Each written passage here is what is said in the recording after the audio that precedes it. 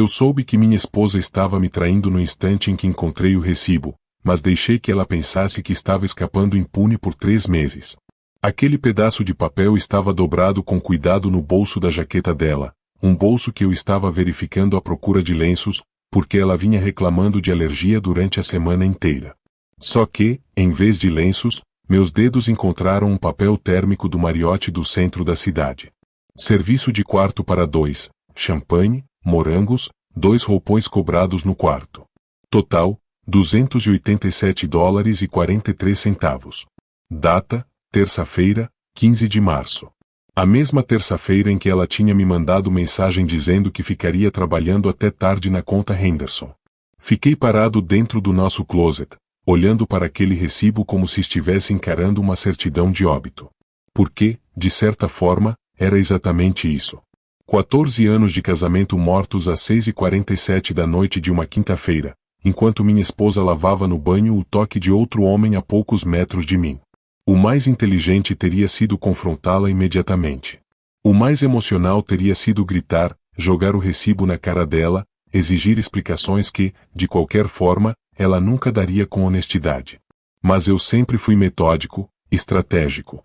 Foi isso que me tornou bem-sucedido no mercado imobiliário comercial, e seria isso que me tornaria bem-sucedido em destruir a vida que ela achava estar construindo com tanta esperteza pelas minhas costas. Fotografei o recibo com meu celular, depois o dobrei novamente com cuidado e o coloquei exatamente no mesmo lugar onde o havia encontrado. Então me sentei na nossa cama, onde ela vinha mentindo na minha cara sabe Deus havia quanto tempo, e comecei a pensar. Os sinais estavam ali havia meses, não estavam? Os jantares com clientes que se estendiam até tarde demais. As lingeries novas que eu nunca via ela usar.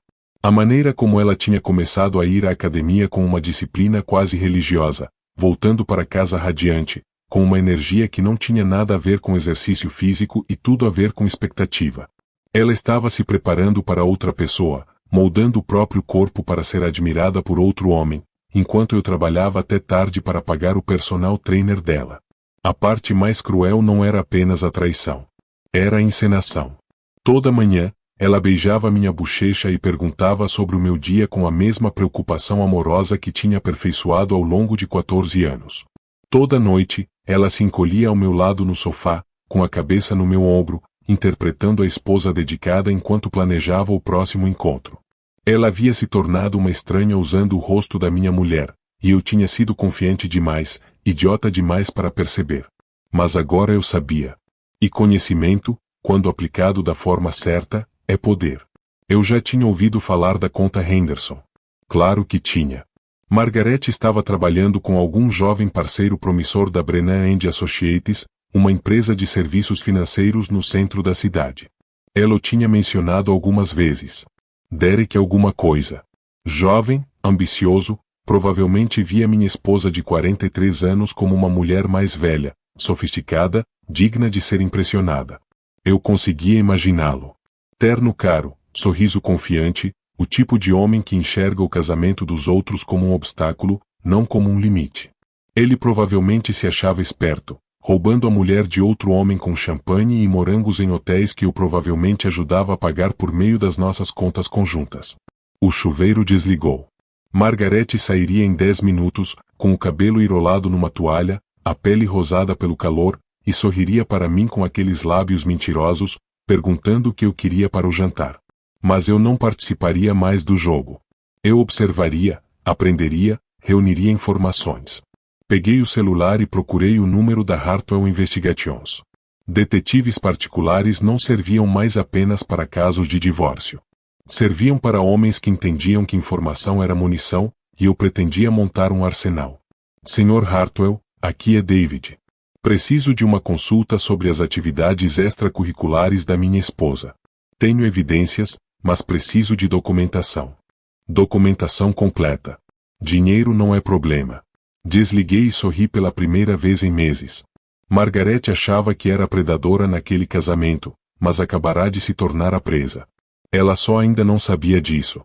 A porta do banheiro se abriu, liberando uma nuvem de vapor com cheiro de lavanda. David, o que você quer jantar hoje? Olhei para minha esposa, olhei de verdade, e vi uma estranha. O que você quiser, querida. Não estou com muita fome. Não de comida, pelo menos. Eu estava faminto por justiça, por vingança. Meu apetite era voraz. Michael Hartwell entregou o primeiro relatório exatamente uma semana depois da nossa consulta inicial, e lê-lo foi como fazer uma cirurgia no meu próprio casamento. Cada página continha uma pequena morte, mais uma confirmação de que a mulher que eu amei por 14 anos vinha desmontando sistematicamente a nossa vida enquanto eu dormia ao lado dela, alheio a tudo.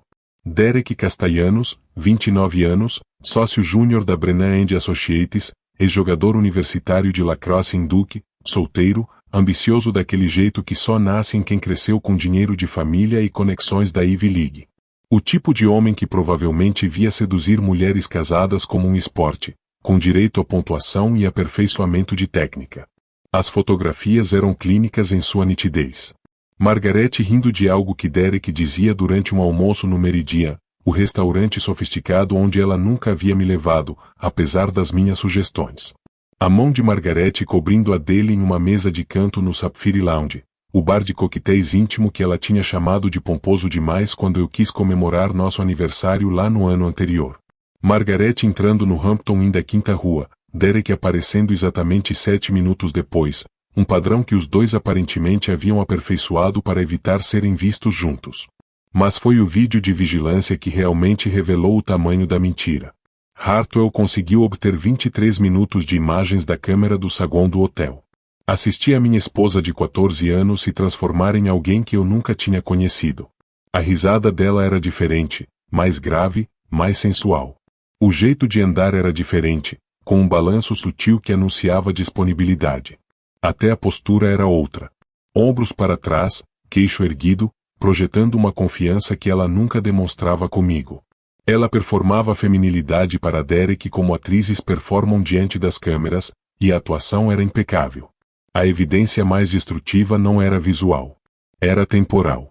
Hartwell tinha cruzado a agenda de trabalho que Margaret alegava cumprir com os lugares onde ela realmente estava, construindo uma linha do tempo completa da fraude. A conta Henderson exigia aproximadamente 6 horas semanais de interação com o cliente. Margaret vinha registrando quase 20 horas por semana em atividades relacionadas a Henderson, enquanto passava, em média, 14 horas semanais em hotéis, restaurantes e no apartamento de Derek no centro. Ela não estava apenas me traindo. Estava roubando o tempo do nosso casamento e cobrando isso como se fosse trabalho para manter o amante. A cena de confronto que eu vinha imaginando já não era sobre emoção. Era sobre estratégia. Margaret não estava apenas traindo o nosso casamento. Ela estava investindo em um futuro que não me incluía. Estava construindo uma nova vida usando nossos bens compartilhados como capital inicial, planejando a fuga enquanto me mantinha como rede de segurança financeira. A advogada de divórcio que consultei, Patricia Vance, era famosa por sua abordagem de terra arrasada em guerras matrimoniais. As paredes do escritório dela exibiam recortes de jornal emoldurado sobre casos de alto perfil nos quais ela havia destruído cônjuges infiéis com precisão cirúrgica. Sua esposa foi incrivelmente descuidada, observou Patricia, espalhando as fotografias sobre a mesa de reuniões como cartas de tarô anunciando ruína. Só o rastro de documentos já seria suficiente para um divórcio por culpa neste estado. Eu quero mais do que um divórcio, eu disse. Quero consequências. Patricia sorriu com satisfação predatória. Então vamos dar consequências a ela. Passamos 3 horas montando a estratégia. A proteção dos bens vinha primeiro.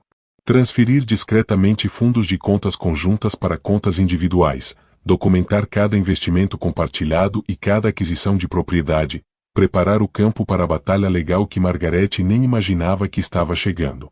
Patricia recomendou um contador forense para rastrear cada dólar que Margaret havia gastado no caso extraconjugal, construindo uma argumentação para reembolso dos bens matrimoniais usados para financiar adultério.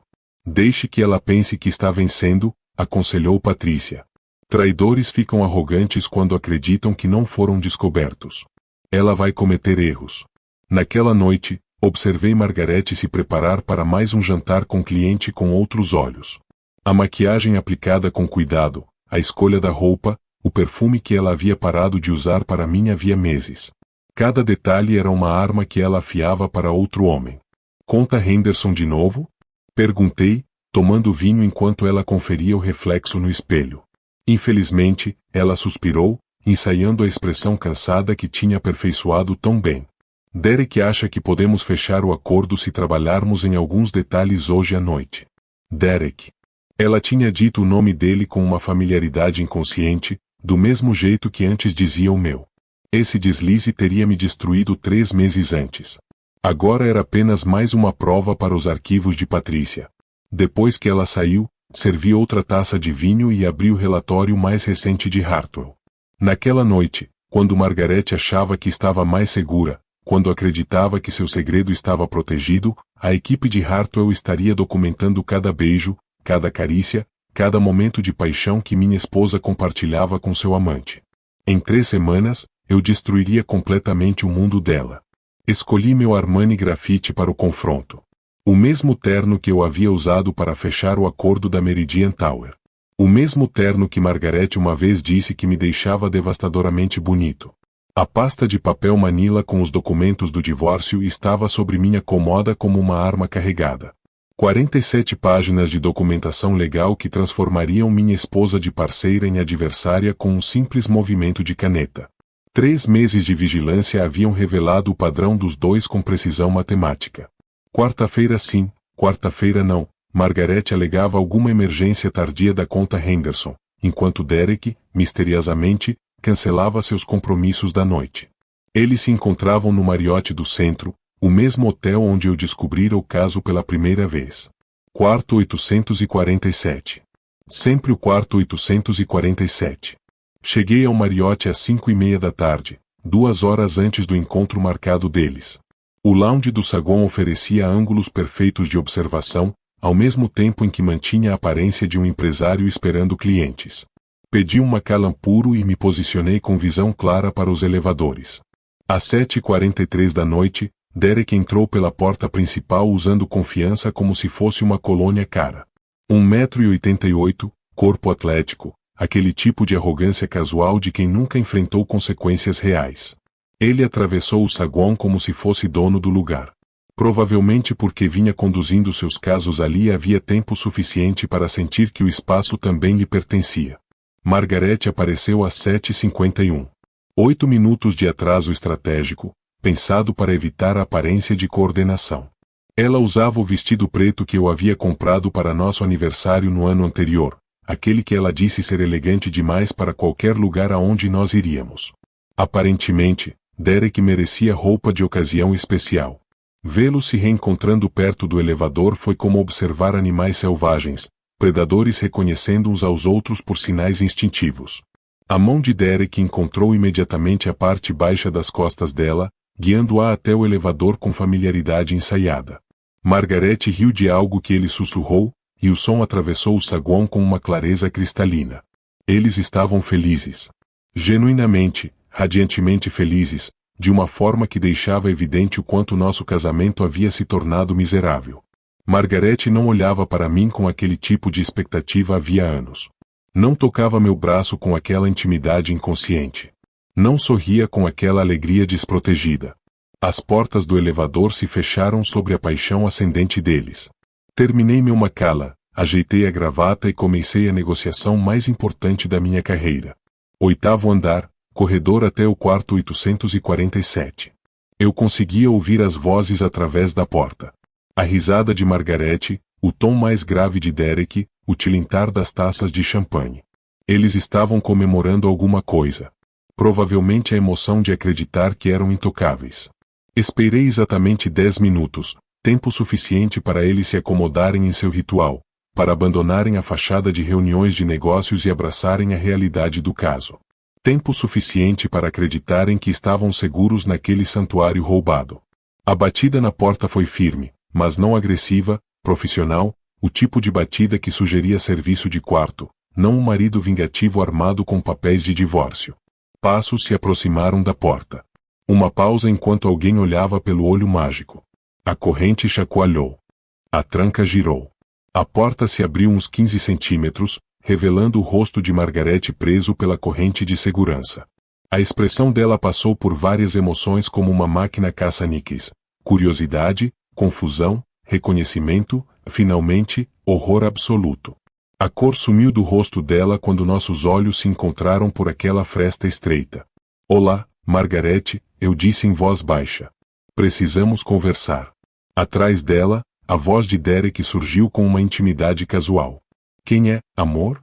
Aquele apelido ficou suspenso no ar como fumaça depois de uma explosão. Então ela era o amor dele agora, a namorada secreta dele, a mulher mais velha e sofisticada dele. Mas também era minha esposa, usando o presente do nosso aniversário enquanto planejava a destruição do nosso casamento em um quarto de hotel pago com nosso cartão de crédito conjunto. A voz de Margarete falhou. É meu marido. O silêncio dentro do quarto foi ensurdecedor. Eu conseguia imaginar o rosto de Derek, o exato momento em que a fantasia dele colidiu com a realidade. As mãos de Margarete tremiam enquanto ela tentava soltar a corrente de segurança. Ela abriu mais a porta, revelando-se com o hobby de seda fornecido pelo hotel. O cabelo estava bagunçado, os lábios inchados, o rosto corado por uma paixão que não era destinada a mim. David, eu posso explicar, ela começou. Não precisa, eu a interrompi, estendendo a pasta Manila com precisão cirúrgica. Está tudo explicado aqui dentro. Ela pegou a pasta com os dedos trêmulos, sem tirar os olhos do meu rosto. Atrás dela, Derek apareceu na entrada, usando apenas toalhas do hotel e pânico. De perto, ele parecia mais jovem do que seus 29 anos, o rosto pálido ao perceber que aquele caso sofisticado tinha acabado de se transformar em um problema legal. Papéis do divórcio, expliquei em tom de conversa. Seu advogado vai querer analisá-los com muita atenção, principalmente as partes sobre processo por culpa e divisão de bens. Patrícia Vance é muito minuciosa. Os joelhos de Margarete quase cederam ao ouvir o nome de Patrícia. O rosto de Derek ficou cinzento quando ele entendeu as implicações de ser citado como corresponsável em um divórcio de alto perfil. David, por favor, Margarete sussurrou. Podemos conversar sobre isso em casa? Nós já passamos da fase das conversas privadas, respondi. Passamos dela há 3 meses. Cada mentira que você contou, cada emergência de trabalho inventada, cada noite apaixonada que você passou com Derek enquanto eu esperava em casa acreditando no nosso casamento. Patrícia tem documentação de tudo. A pasta escorregou dos dedos dormentes de Margarete, espalhando papéis pelo chão do quarto como profecias de ruína. 14 anos, eu disse, com a voz atravessando o corredor com clareza absoluta. 14 anos de casamento, e foi assim que você escolheu terminar tudo. Virei as costas e fui embora, deixando os dois congelados naquela porta, cercados por documentos legais espalhados e pelos destroços da fantasia que eles tinham construído com tanto cuidado. Meus passos ecoaram pelo corredor com o ritmo controlado de um homem que acabará de vencer a batalha mais importante da sua vida. A guerra tinha terminado. Margarete só ainda não sabia disso. Margarete não voltou para casa antes das 13h17 da manhã, e eu estava esperando, mas não de forma dramática. Nada de ficar sentado no escuro com conhaque na mão. Eu estava no meu escritório, lendo contratos com a mesma atenção metódica que dediquei à destruição do nosso casamento. O trabalho continuava. A vida continuava. Só o mundo de Margarete tinha acabado. Ouvi a chave dela na fechadura, aquele silêncio cuidadoso de quem espera evitar uma confrontação. Os saltos dela bateram suavemente no piso de madeira enquanto tentava ir até o quarto de hóspedes sem me acordar. Margarete. Minha voz atravessou a casa com autoridade calma. Precisamos conversar. Ela apareceu na porta do meu escritório, ainda usando aquele vestido preto, agora amassado e manchado de lágrimas. A maquiagem já tinha se desfeito havia muito tempo, deixando o rosto dela cru e exposto. Parecia uma mulher que tinha passado horas discutindo com o amante sobre de quem era a culpa por aquele caso perfeito ter explodido em consequências legais. David, ela começou, e então parou. O que ela poderia dizer? Sente-se, eu disse, apontando para a cadeira do outro lado da minha mesa. A mesma cadeira onde um dia ela me ajudou a revisar documentos da hipoteca da nossa casa, onde havíamos planejado viagens como os parceiros que um dia fomos. Ela se sentou com cuidado, como se qualquer movimento brusco pudesse acionar novas catástrofes. Mulher inteligente. Catástrofes ainda estavam definitivamente disponíveis. Eu falei com Patrícia, continuei, mexendo nos papéis com calma deliberada. A proposta preliminar de acordo é bastante generosa, considerando as circunstâncias. Você receberá 15% dos nossos bens combinados, o Honda e 30 dias para desocupar a casa. O rosto dela ficou branco. 15%? David, isso é impossível. Eu tenho direito à metade de tudo que construímos juntos. Tudo que construímos juntos? Repeti, finalmente levantando os olhos dos papéis. Margarete, você vem roubando do nosso casamento há 3 meses, usando nossas contas conjuntas para financiar seu caso. O contador forense que Patrícia contratou rastreou cada despesa: restaurantes, hotéis, presentes, $6.700 em bens matrimoniais gastos com adultério. A boca de Margarete abriu e fechou como a de um peixe se afogando no ar. Ela nunca tinha considerado as implicações financeiras do caso. Nunca imaginou que romance deixava um rastro de papel que contadores poderiam seguir como cães farejadores. E Derek? Perguntei em tom casual. Como ele reagiu ao se tornar prova em um caso de divórcio de alto perfil? O silêncio dela foi resposta suficiente. Derek provavelmente recuou mais rápido que Napoleão em Moscou quando percebeu que seduzir mulheres casadas trazia consequências além de prazeres culpados. Ele não está atendendo minhas ligações, ela sussurrou finalmente.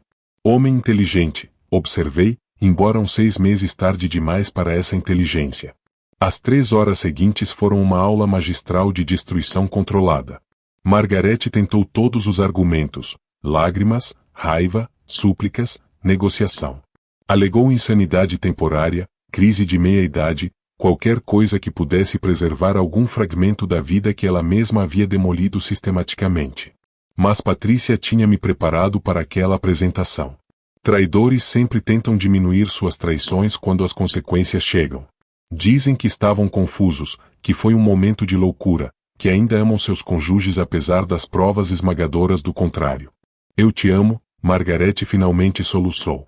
Eu sei que cometi erros, mas eu te amo. Nós podemos superar isso. Você me ama? Encostei-me na cadeira, observando-a como uma mostra sob o vidro. Margarete, você fingiu amor durante meses enquanto se entregava a outro homem. Você me dava beijo de boa noite depois de passar tardes na cama dele. Isso não é amor. Isso é sociopatia. Ela recuou como se eu tivesse lhe dado um tapa. Mas a verdade, assim como a justiça, muitas vezes é violenta. Ao amanhecer, ela havia se refugiado no quarto de hóspedes, uma refugiada dentro da casa que ajudou a escolher, reduzida a acampar em espaços que antes eram nossos. Eu a ouvi fazendo ligações para Derek, que não atendia, para a irmã, para advogados que provavelmente estavam explicando exatamente o tamanho do problema legal em que ela havia se colocado. A parte realmente bonita foi vê-la perceber que Derek não viria resgatá-la. O homem por quem ela sacrificou nosso casamento desapareceu no momento em que o caso se tornou inconveniente.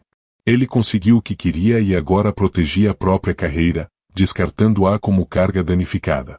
Ela trocou 14 anos de casamento por uma fantasia que evaporou no instante em que encontrou a realidade. Nas semanas seguintes, observei o advogado dela tentar estratégias cada vez mais desesperadas. Assassinato de caráter, alegações de que eu tinha sido emocionalmente abusivo, sugestões de que o caso dela era, de alguma forma, culpa minha. Mas Patrícia tinha provas, e provas vencem narrativas todas as vezes. As fotografias da vigilância foram particularmente devastadoras nos depoimentos. Ver o advogado de Margarete analisando imagens da própria cliente beijando apaixonadamente outro homem em saguões de hotel foi como assistir à fé de alguém morrer em tempo real. Em novembro, a resistência de Margarete havia desmoronado completamente. O advogado dela recomendou aceitar nossa proposta de acordo em vez de arriscar um julgamento que destruiria o que restava da sua reputação. Ela voltou para a casa dos pais em Ohio, uma mulher de 42 anos recomeçando do zero, sem nada além das lembranças de um casamento que ela assassinou por prazer temporário.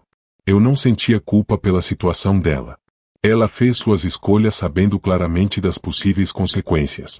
Apenas apostou que eu era fraco demais, confiante demais ou acomodado demais para desmascarar o blefe dela. Ela apostou errado. 6 meses depois de assinar os papéis finais do divórcio, eu estava em meu novo apartamento no centro da cidade, observando o sol se pôr sobre a mesma cidade onde Margarete e eu um dia planejamos envelhecer juntos. O espaço era moderno, minimalista, feito para um homem que aprendeu a preferir a solidão à mentira. Nada de closets compartilhados escondendo recibos de hotel. Nada de contas conjuntas financiando romances alheios. Nada de encenação de felicidade doméstica escondendo uma traição sistemática. A destruição de Margaret foi total e precisa. A posição dela na empresa se tornou insustentável quando a notícia do caso se espalhou pelos círculos profissionais. Derek foi transferido para o escritório da firma em Seattle, provavelmente esperando que a distância apagasse sua reputação de destruidor de lares. Margaret voltou para Ohio, vivendo com os pais como uma adolescente que tomou decisões catastroficamente ruins. Ouvi por amigos em comum que ela estava trabalhando em uma pequena firma regional, ganhando talvez 1/3 do salário anterior. Ela trocou tudo: carreira, casa, segurança financeira, reputação, por 3 meses de paixão em quartos de hotel com um homem que a abandonou no instante em que o caso se tornou inconveniente. A matemática da traição era brutalmente simples. Ela recebeu exatamente o que ofereceu: nada. Algumas noites, eu me perguntava se deveria sentir culpa pela destruição completa dela. Terapia poderia ter sido uma opção. Aconselhamento poderia ter tratado qualquer problema conjugal que a tivesse levado a buscar emoção em outro lugar. Um homem mais indulgente talvez tivesse tentado uma reconciliação. Mas Margaret não escolheu terapia, nem aconselhamento, nem uma conversa honesta sobre os problemas do nosso casamento. Ela escolheu a mentira, a traição e a demolição sistemática da nossa parceria enquanto mantinha a aparência de amor. Ela conquistou suas consequências.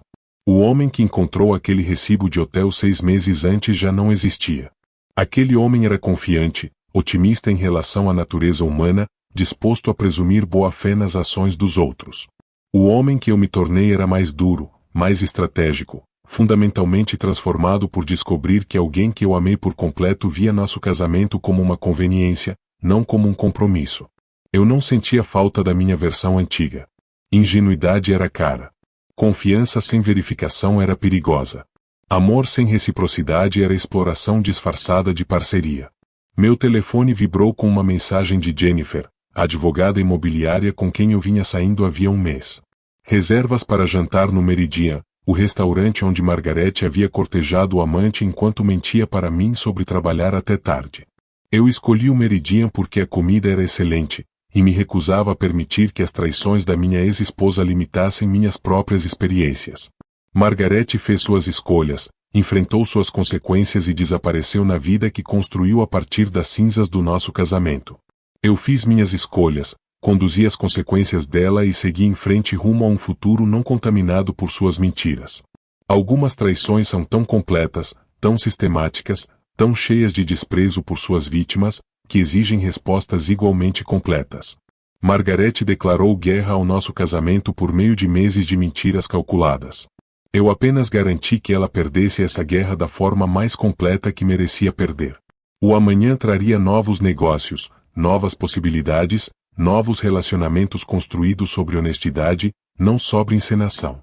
O futuro se estendia diante de mim como uma tela em branco, sem as marcas das traições dos outros ou das minhas antigas suposições ingênuas sobre a natureza humana.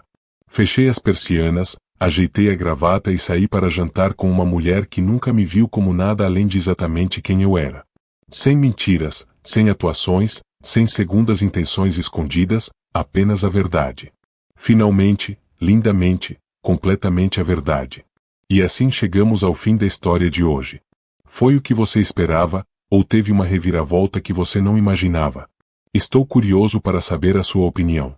Compartilhe nos comentários abaixo e vamos começar uma conversa.